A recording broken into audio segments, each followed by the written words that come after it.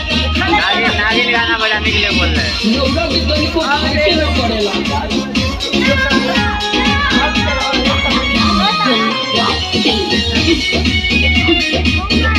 आगे हट चले इधर निकाल वीडियो में माता का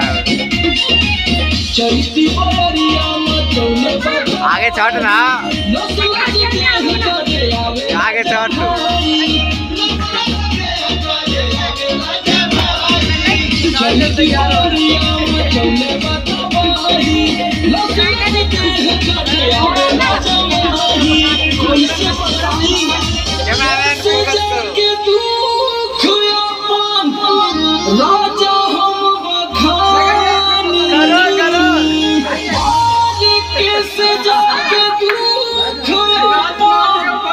राजा